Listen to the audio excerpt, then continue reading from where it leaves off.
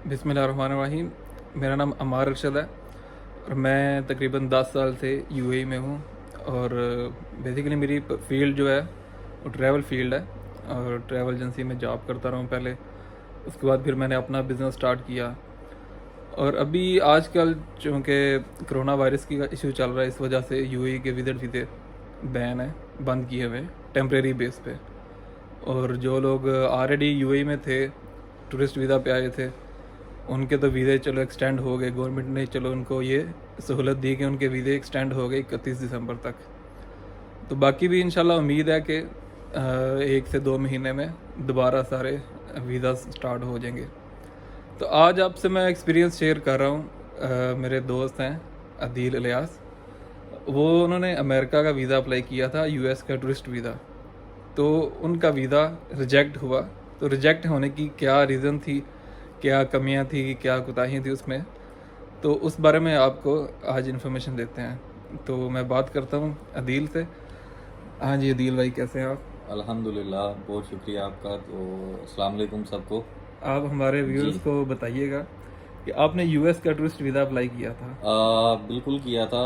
मतलब जैसे कि अब हम 2020 में हैं और वीज़ा मैंने अप्लाई किया था 20 ऑलमोस्ट अराउंड 16 में। हाँ, 2016 में मैंने वीज़ा अप्लाई किया था।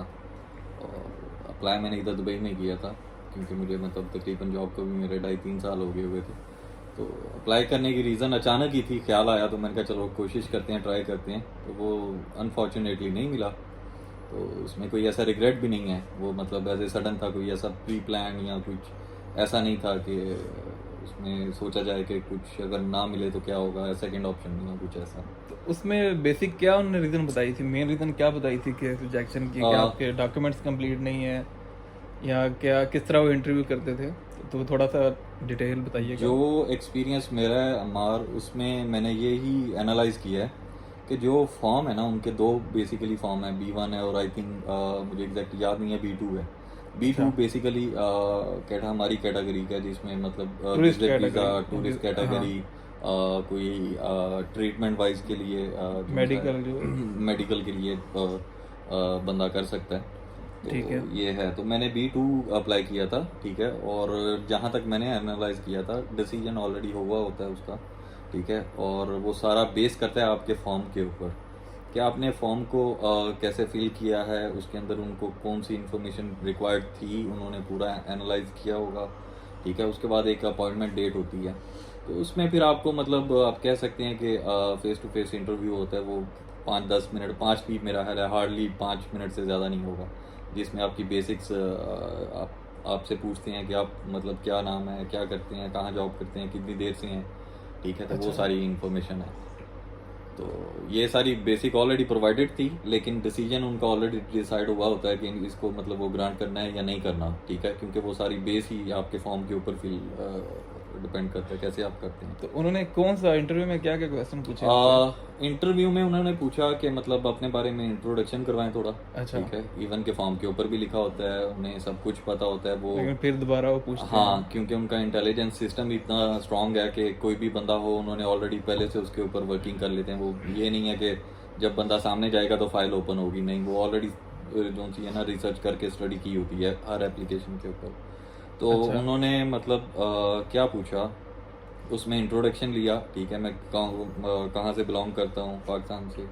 उसके बाद मेरे कितने मतलब वो बहन भाई हैं, मतलब शॉर्ट सा था। फिर दुबई में मैं कब से हूँ, फैमिली मेरी किधर है, और जॉब मैं कौन सी कंपनी में कर रहा हूँ।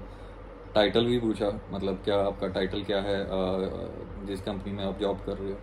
उसके बाद उन्होंने इवन के जॉब डिस्क्रिप्शन भी पूछी और करंट रेस्पॉन्सिबिलिटीज़ भी पूछी, आप क्या कर रहे हो। तो ठीक ये है। इवन सैलरी भी पूछी, सैलरी मतलब आप कितनी ड्रॉ कर रहे हैं।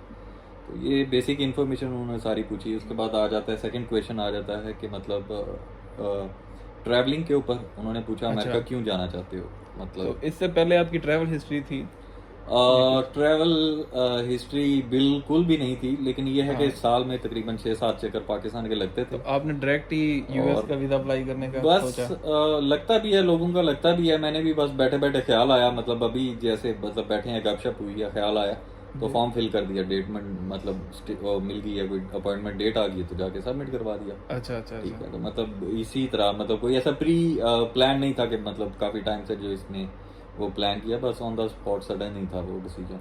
ठीक ठीक। तो उसके बाद फिर क्या क्वेश्चन उन्होंने पूछा? उसके बाद उन्होंने यही पूछा कि अमेरिका आप जाना चाहते हैं, किसके पास जाएंगे पहली बात, ठीक है। हाँ उसके बाद आप अमेरिका क्यों जाना चाहते हैं, अच्छा ठीक अमेरिका है। जाओगे तो क्या आपके प्लान्स हैं, आप किधर किधर जाओगे, ठीक है। उन्होंने 3-4 मतलब मैंने फिर उन्हें बताया, न्यूयॉर्क बताया, उसके बाद मैंने फ्लोरिडा बताया, मतलब सारी। हाँ लेकिन मैं बता रहा हूँ ना, मतलब ऐसा चीज़ इतनी ज़्यादा वर्किंग नहीं थी, सही सही ठीक है, सही। और वर्किंग बिल्कुल नहीं थी। तो क्योंकि न्यूयॉर्क और फ्लोरिडा बहुत मतलब डिस्टेंस है ऑपोजिट है ना, हाँ अपोजिट मतलब है। हाँ, तो इसी बेस के ऊपर मैंने वो मतलब वो किया।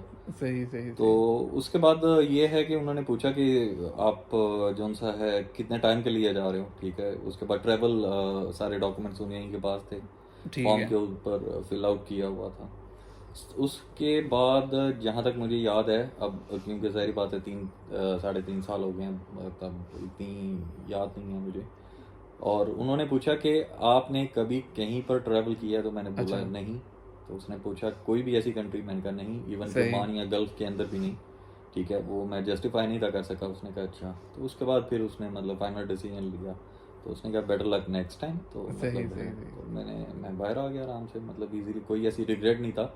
ठीक है। लेकिन इसका मतलब ये नहीं है कि बंदे को दोबारा कोशिश नहीं करनी चाहिए, कोशिश करनी चाहिए, प्रॉपर वर्किंग करनी चाहिए। सही सही। और जब भी कोई बंदा ये आपको मतलब कह सकते हैं कि वीडियो के अंदर जो सा मैं अभी एक्सप्लेन जो 3-4 पॉइंट्स मतलब वो करूँगा, वो टेक अवे है, ठीक है। इनको मतलब बड़े इंपॉर्टेंट आप पॉइंट्स कंसीडर कर सकते हैं, ठीक है। जिसमें एप्लीकेशन फॉर्म बहुत मैटर करता है। उसको फिल आउट बहुत अच्छे तरीके अच्छे से तरीके से और करें, प्रॉपर रैशनली रीड करके मतलब उसमें। मतलब आपने वो हम्म, फिल आउट करना है, ठीक है। और उसके बाद ये है कि क्योंकि आप कोई ऐसी इन्फॉर्मेशन इनपुट करेंगे जिसके ऊपर उन्हें 1% भी अगर डाउट हुआ, तो वो मतलब उधर से सही ही सही उसको सही। प्रूव करना स्टार्ट कर देंगे। और मतलब वो एक एलिमेंट फैक्टर दे सकता है उनको ना, कि मतलब डिसीजन कोई नेगेटिव आने के चांसेस ज़्यादा हैं। ठीक ठीक। ये एक तो ये हो गया। सेकंड ये है कि आपने प्रॉपर खुद ही वर्किंग की होनी चाहिए, आपको चीज़ों का पता होना चाहिए। इंटरव्यू की थर्ड जो तैयारी की। सबसे ज़्यादा इंपॉर्टेंट मैटर करती है, फॉर्म तो मैटर करता ही करता है, उससे पहले ट्रैवल हिस्ट्री, ये तो बेसिक है। ट्रैवल हिस्ट्री तो वैसे अच्छा, होनी चाहिए किसी भी कुछ कंट्री के लिए। ट्रैव क्योंकि आप अप्लाई कर रहे हैं टूरिस्ट वीज़ा, ठीक बिल्कुल है। अमेरिका बिल्कुल। यहाँ से आप मतलब बोलें 17-18 घंटे की अगर फ्लाइट है, तो ठीक है। दूर है काफ़ी बिल्कुल। आप इधर के जो से हैं तकरीबन 4-5 घंटे के मतलब वो डिस्टेंस पे कंट्रीज हैं, जो से आप मतलब वो ही हाँ नहीं, आपने इवन के सिंपल जो से let's say Georgia, Azerbaijan, Armenia, मतलब इस तरह की कंट्रीज ही आपने मतलब विजिट नहीं किए, तो चांसेस ज़रा कम हो जाते हैं। बिल्कुल। एटलीस्ट कुछ तकरीबन 7 से 8 करने भी चाहिए लेट्स से। अगर उसमें शेंजन कंट्री अगर मिल जाती है आपको विजिट करने के लिए, अपॉर्चुनिटी मिल जाती है, वो बेस्ट है। क्योंकि at least you can justify that 27 countries you had visited, ठीक है, and you came back to बिल्कुल वेयर बिल्कुल। Ever you are located. तो सही। इस तरह मतलब आप बोल सकते हैं उन्हें कि मतलब हाँ मैंने ट्रैवलिंग की है, मैं वापस आ गया हूँ। ये ज़रा एक आप कह सकते हैं कि 100 में से तकरीबन 35% या 40% उन्हें सपोर्ट करेगी, सही ठीक है, सही। आपकी एप्लीकेशन को अच्छे तरीके से सपोर्ट करेगी। और इससे ये होगा कि उनका भी कॉन्फिडेंस बढ़ेगा, ठीक है, रिलायबल है, ऑथेंटिक है, मतलब जो भी है इसने इन्फॉर्मेशन जो दी है, ठीक है, वो फैक्चुअल है। बिल्कुल। तो ये चंद चीज़ें हैं मतलब जिनको कंसीडर करना पड़ना है। यूएस के टूरिस्ट वीज़े की सबसे अच्छी बात वो ये है कि सब फर्स्ट वीज़ा ही वो 5 साल के देता है, मल्टीपल एंट्री। आप उसमें 5 साल में जा सकते हैं, आ सकते हैं, और एक बार जाएंगे तो 6 महीने तक स्टे कर सकते हैं उसमें। तो सही है, आप ट्राई करें नेक्स्ट टाइम अगेन, इंशाल्लाह देखें वी कब होप सो इंशाल्लाह कि। प्लान बनता है। अभी तक तो फिर वही बता रहा हूँ, कोई ऐसा प्लान नहीं है। लेकिन प्लान हमेशा मेरे तो मतलब वो सडन ही मिल यानी कि बनते हैं। कोई सही सही सही। मतलब अब अल्लाह बेहतर करेगा इंशाल्लाह। देखें माइंड में कब बात आती है और कब फिर अगले दिन जाते हैं। तो बहुत शुक्रिया उसके बाद इन्फॉर्मेशन तो देने का। मैंने फिर ये है कि मार भाई ट्रैवलिंग मैंने की है फिर। अच्छा। मतलब फिर मैं मलेशिया गया था, वो तो वैसे ही मतलब हाँ थोड़ा हाँ। इंटरेस्ट था मुझे, शौक भी था।